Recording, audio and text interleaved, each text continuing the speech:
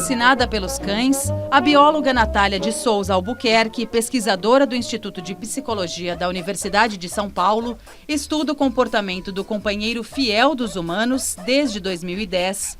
Sua mais recente pesquisa, publicada na revista científica Animal Cognition, foi realizada com 90 cachorros, recrutados de forma voluntária junto aos tutores.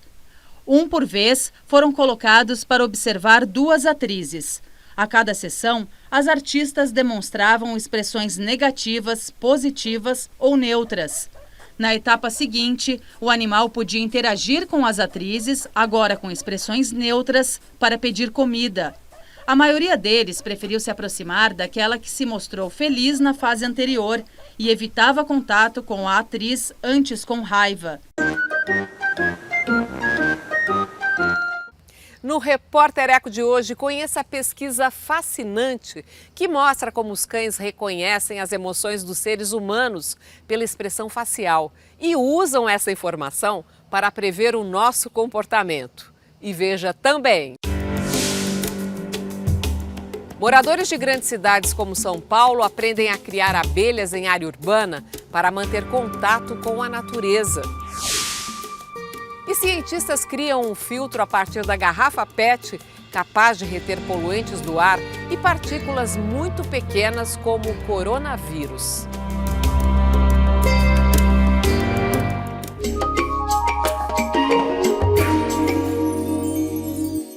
A pandemia da Covid-19 nos fez vivenciar o isolamento social, uma experiência difícil que também serviu de inspiração para muita gente. Famílias que decidiram dedicar parte do tempo para criar abelhas sem ferrão em plena cidade. As espécies nativas cativaram até quem mora em apartamento.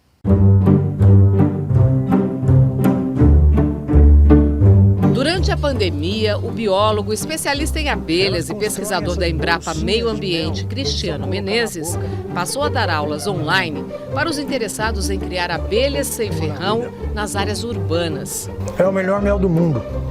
O curso gratuito de meliponicultura na plataforma eCampo da Embrapa registrou em um ano 35 mil inscrições, número que surpreendeu o pesquisador. Essas pessoas estão procurando criar abelhas nativas sem ferrão na cidade por quais razões? Por hobby ou para produção mesmo de mel, por exemplo, e geração de renda? O principal objetivo é o hobby mesmo. Eventualmente até produzir mel para si e eventualmente até comercializar o excedente. Mas o principal motivo é como hobby, como desejo de aumentar, ter um pouco de interação com a natureza. De 2.000 espécies de abelhas nativas do Brasil, cerca de 250 são sem ferrão. E entre estas, perto de 40 já são criadas em ambiente urbano. Pode ser em casa ou até em apartamento. O importante é, primeiro, observar a vizinhança e escolher bem o local do ninho. Precisa ter num ambiente que esteja protegido do sol, debaixo de sombra, na varanda da casa, um lugar fresco e arejado. Do que se alimentam as abelhas e que tipo de orientação vocês dão no sentido de plantar algumas espécies vegetais para ajudar nessa alimentação próximo à casa, ao ninho da abelha? As fontes de alimento das abelhas são o néctar e o pólen que elas retiram das flores. Então, essa é a fonte natural de alimento. A gente consegue dar suplementos alimentares artificialmente. Então, por exemplo, água com açúcar, a gente faz um xarope e oferece para as abelhas para reforçar essa alimentação. Seria importante que as pessoas escolhessem manjericão, ora pronobis, pitanga, jabuticaba, coqueiros em geral fornecem boa alimentação para as abelhas. A jataí é uma das espécies sem ferrão mais adaptadas à cidade e foi a escolhida pelo Felipe, que mora no 5º andar de um prédio em São Paulo. Eles me recomendaram que eu identificasse algumas abelhas no bairro, que eu começasse a perceber. E eu percebi que em volta da minha casa, eu nunca tinha percebido, são dezenas de ninhos, de várias espécies. E dentre elas a jataí. E aí eu identifiquei que aqui perto de casa tem jataí, então eu posso ter jataí. Há pouco mais de um ano, Felipe instalou uma caixinha com um ninho de jataí na varanda do apartamento. E a partir daí, pai e filhos aprendem muito com o convívio com as abelhas, que se transformaram em pet da família. Ele tem verdadeira fobia por insetos alados, o mais velho. E quando eu comecei a ter a jataí e ele começou a conhecer as abelhas também lá da praia, ele virou um apaixonado também por abelha. Então agora a gente anda no bairro e ele sozinho consegue identificar. Olha, pai, aqui tem um ninho. Como é que você sabe? Olha elas voando aqui. Depois de um acidente seguido de uma crise de depressão, Pedro, que é marceneiro, foi aprender a criar abelhas sem ferrão. Ele aproveitou o ofício e os resíduos de madeira da marcenaria e passou a construir casinhas para abrigar os ninhos e a praticar também educação ambiental. Tudo isso em Ribeirão Preto, no interior de São Paulo. A partir do momento que a gente começa a conviver com elas, a gente tem outro olhar para o mundo, outra visão de como as coisas funcionam, entendeu? E realmente isso encanta demais a gente, dá uma revigorada em acabar estudando, vendo. A gente, às vezes, eu particularmente, eu paro e começo a prestar atenção no trabalho dela, trabalho em equipe de uma colmeia, como que elas se defendem e a busca de alimento. Quais são os benefícios para a cidade? Por exemplo, uma cidade como São Paulo, as pessoas estão começando a criar abelhas nativas em suas casas. A cidade também ganha com isso?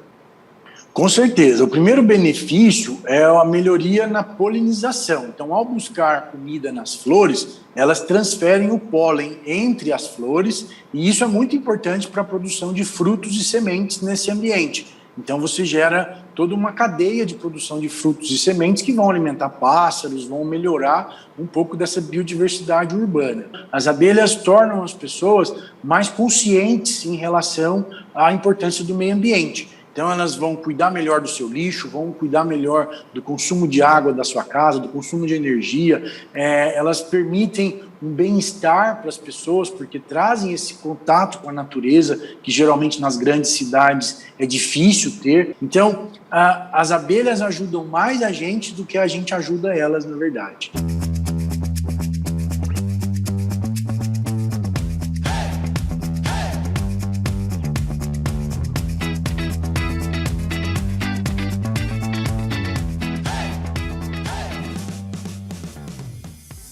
Agora as notícias socioambientais que tiveram destaque na semana.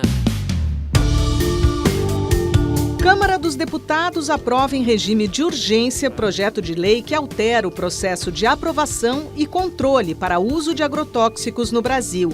Na prática, as decisões ficam concentradas no Ministério da Agricultura.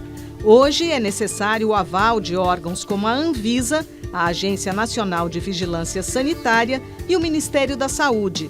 A bancada ruralista chama o PL de Lei do Alimento Mais Seguro e diz que ela é mais moderna. Mas órgãos de proteção à saúde, como a Fundação Oswaldo Cruz e a Associação Brasileira de Saúde Coletiva e ONGs como o Greenpeace, com base em estudos científicos, afirmam que o chamado PL do veneno aumenta os riscos do desenvolvimento de doenças como câncer e de contaminação do solo e dos rios, colocando em risco também a biodiversidade. Para virar lei, o projeto tem que ser aprovado pelo Senado. O número de agrotóxicos registrados durante o governo Bolsonaro é recorde. Dados do Ministério da Agricultura mostram que foram 562 só em 2021, 14% a mais do que no ano anterior. A redução de desmatamentos em nível global pode diminuir riscos de uma nova pandemia e custos com tratamentos de saúde. Estudo realizado por cientistas de 5 continentes e publicado na revista Science indica que conter a destruição da floresta amazônica e o tráfico de animais silvestres, além de ampliar a vigilância sobre vírus perigosos para seres humanos, entre outras medidas, pode evitar gastos de pelo menos $500 bilhão por ano. O cálculo foi baseado nos custos com as pandemias, e no valor das vidas perdidas. Ações para prevenir desmatamentos custariam 20 vezes menos. A Covid-19 mostrou que vírus que conviviam apenas com animais silvestres em áreas naturais preservadas são potencialmente perigosos para seres humanos quando elas são destruídas. A ONG WWF alerta: a poluição por plásticos afeta 88% das espécies marinhas. Os animais, inclusive espécies de peixes amplamente usadas na alimentação, carregam o material em seus corpos. Todos os oceanos já foram atingidos. A entidade ambientalista pede esforços urgentes para a criação de um tratado internacional sobre uso e descarte deste tipo de material. A Islândia anunciou que vai interromper a prática de caça às baleias a partir de 2024. O país é um dos poucos que mantém a atividade, ao lado da Noruega e Japão. A ministra da Pesca explicou que há queda na demanda pela carne dos animais. O Japão retomou a caça comercial e é hoje o principal mercado de carne de cetáceos. Ambientalistas comemoram a decisão. Estudo divulgado pelo Instituto Escolhas revela que o Brasil comercializou entre 2015 e 2020 mais de 200 toneladas de ouro com fortes indícios de irregularidades. O número representa quase metade da produção nacional do metal precioso. 5 empresas do setor financeiro que compram ouro de garimpos da Amazônia foram responsáveis por 1/3 desse volume. A conclusão é baseada na análise de mais de 40 mil registros de comercialização e imagens de extração. A descoberta expõe as ligações duvidosas entre empresas do setor financeiro, a cadeia do ouro, garimpos na Amazônia e até o mercado internacional.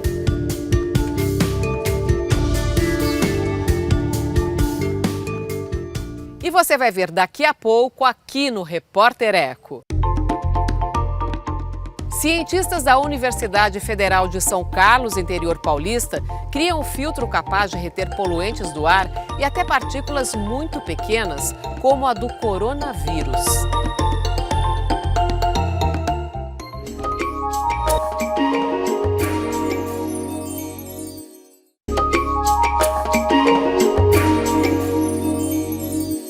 Um filtro capaz de reter partículas muito pequenas como o coronavírus. Ele pode ser usado em máscaras, jalecos e em aparelhos de ar-condicionado.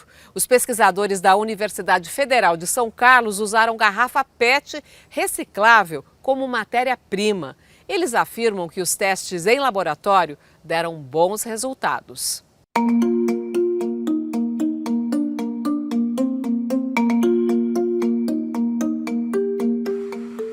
Fibras produzidas neste aparelho, chamado eletrospinning, a partir de garrafas PET recicláveis, são usadas na confecção deste filtro. A amostra indica que ele é resistente. Foi confeccionado no Laboratório de Controle Ambiental de Engenharia Química da Universidade Federal de São Carlos, interior de São Paulo, onde os estudos relacionados à poluição são realizados desde os anos 90. Se for produzido e colocado, por exemplo, no interior de aparelhos de ar-condicionado, de residências, comércio ou veículos, consegue filtrar poluentes do ar. O ar-condicionado ele pega o ar, né, do ambiente e filtra e retorna. Então, se você conseguir reter esse material particulado nesse filtro, você está limpando o ar, né? E aí você está retirando essa poeira, essas partículas do ar e está voltando com o ar limpo. Você não só retém, você retém e fixa, né, esse material no filtro, para ele não retornar para o ambiente novamente. Só no Brasil, a poluição causada pela queima de combustíveis fósseis, como a gasolina dos veículos, e por queimadas em biomas como a Amazônia e Pantanal, provoca mais de 50 mil mortes por ano. Os dados são de uma revisão do relatório de 2018 da Organização Pan-Americana de Saúde. O filtro também pode ser um aliado no combate ao coronavírus. Testes indicam que ele pode reter partículas muito pequenas, as nanopartículas, o que possibilita o uso em equipamentos de proteção individual, os EPIs, como jalecos e máscaras. O trabalho de doutorado da pesquisadora Daniela Bonfim teve apoio de outros departamentos da UFSCar e da Universidade de São Paulo, além de agências de fomento à pesquisa, como a FAPESP. A importância dessa pesquisa porque, além da gente conseguir material que filtra o ar, que limpa e que pode ser usado também para a produção de EPIs, né? Nesse momento de pandemia é muito importante, a gente também utiliza uma matéria-prima que seria jogada fora, né? A Daniela, né, teve a ideia de, pesquisando na literatura, teve a ideia, vamos utilizar a garrafa PET. Eu falei, então vamos, né? Foi mais ou menos aí 2 anos e meio, até chegar no ponto, né, dos filtros, né, da fabricação dos filtros. A partir daí, ela só foi ajustando, né, para chegar num filtro mais eficiente e mais permeável, ou seja, que não seja tão resistente aí à passagem do ar. Que filtro é esse que contém partículas tão pequenas e que pode ajudar no controle da poluição? É um filtro que foi fabricado com eletrospinning, né, que são tipo tecelagem mesmo, e esse fio é muito fino, né, na faixa de nano a micropartículas, ou seja, uma partícula assim 700 vezes menor que um fio de cabelo. E ele consegue capturar o coronavírus, porque o coronavírus está na faixa entre mais ou menos 60 a 120 nanômetros. E por essa fibra ser tão fina, ela consegue capturar aí os vírus. Nós ampliamos o espectro da nossa pesquisa, porque inicialmente eram filtros de ambientes internos. Como a eficiência, né, para essa faixa de diâmetro foi de quase 100%, nós podemos ampliar o uso. Então, por exemplo, para fazer jalecos, né, roupas de proteção, então a gente consegue ampliar esse uso. Para a máscara também, porque a máscara ela é constituída de 3 camadas e uma delas é um filtro. A próxima etapa é colocar nanopartícula nessas nanofibras com um efeito biocida. Então, já tem estudos aí para colocar metais, né, nanopartículas de prata, nanopartículas de cobre, né, e também nanopartículas de óleos essenciais que têm o efeito biocida. Então, o filtro não só vai reter essas nanopartículas, ou seja, os vírus, os fungos, as bactérias, mas também vai inibir o crescimento delas. O que precisa para que esse material chegue a fazer parte do nosso dia a dia? Já existem parceiros que já estão entrando em contato com a gente, então nós vamos conversar, né, para ver se é viável ou não. E tem outras questões que a gente precisa ainda ajustar, por exemplo, se esse meio filtrante pode ser lavado, se for utilizado numa máscara, quanto dura essa máscara, se ela pode ser reutilizada, se o material da máscara depois pode ser reciclado de novo ou do filtro. Então, são questões que a gente ainda vai continuar investigando.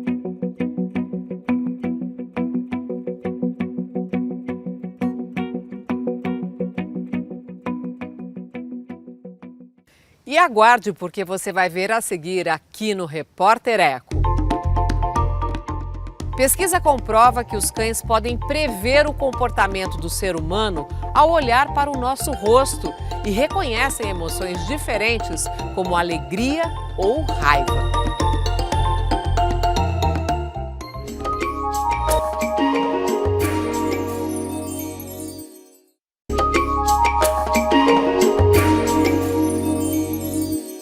Cães são ótimos leitores das expressões emocionais humanas. Eles sabem quando uma pessoa está brava ou feliz. Esta é uma descoberta sobre as notáveis habilidades cognitivas desses animais fascinantes. Segundo pesquisadores da Universidade de São Paulo e da Universidade Lincoln do Reino Unido, os cães tomam decisões a partir do reconhecimento dessas emoções e preferem interagir com quem demonstra sentimentos positivos.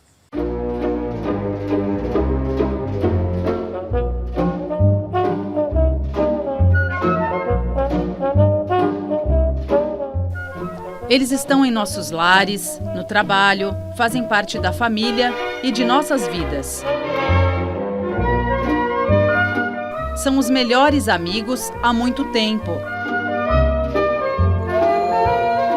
Ao longo de milhares de anos, a humanidade passou a selecionar os cães que melhor se adaptavam à rotina e ao convívio com as pessoas. Foi assim que os cachorros se tornaram os grandes companheiros de hoje. A gente vem estudando os cães, o mundo vem estudando os cães. Mas fascinada pelos cães, a bióloga Natália de Souza Albuquerque, pesquisadora do Instituto de Psicologia da Universidade de São Paulo, estuda o comportamento do companheiro fiel dos humanos desde 2010. Sua mais recente pesquisa, publicada na revista científica Animal Cognition, foi realizada com 90 cachorros, recrutados de forma voluntária junto aos tutores.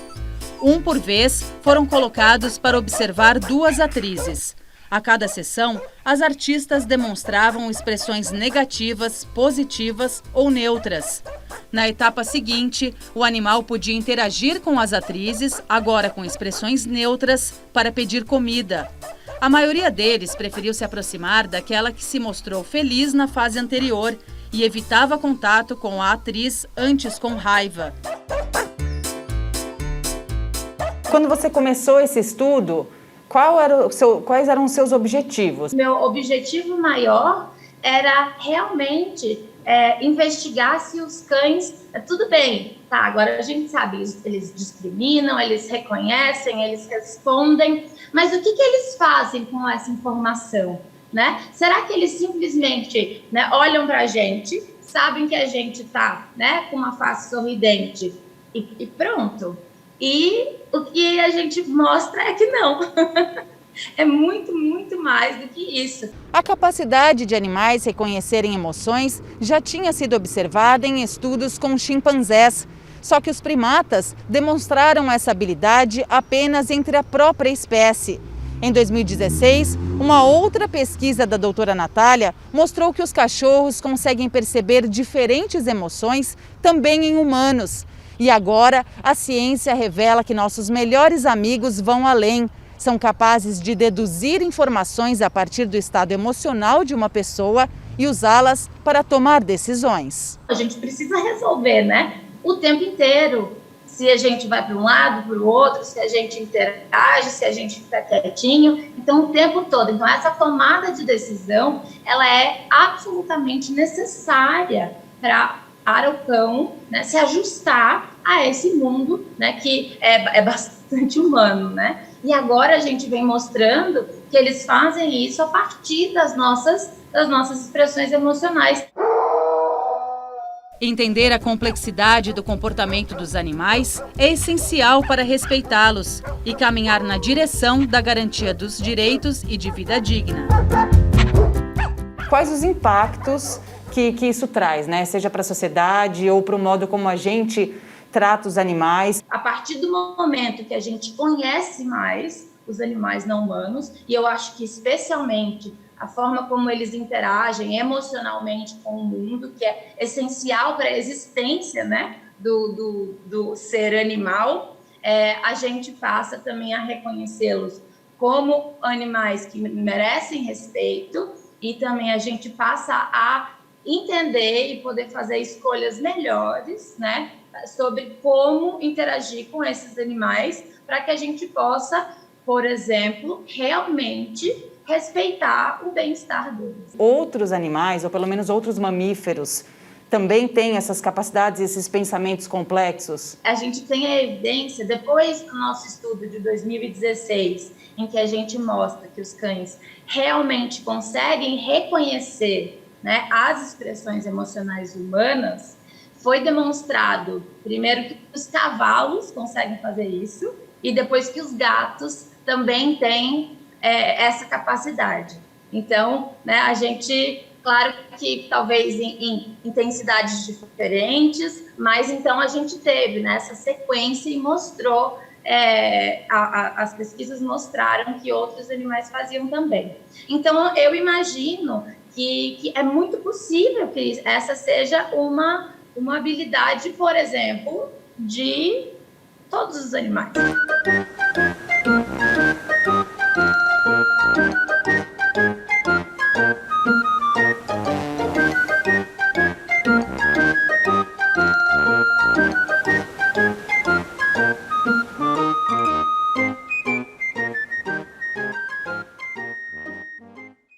E o Repórter Eco fica por aqui. A gente se encontra no próximo programa com projetos, ações e pesquisas em busca de um mundo melhor e mais digno para todos os seres vivos. Até lá!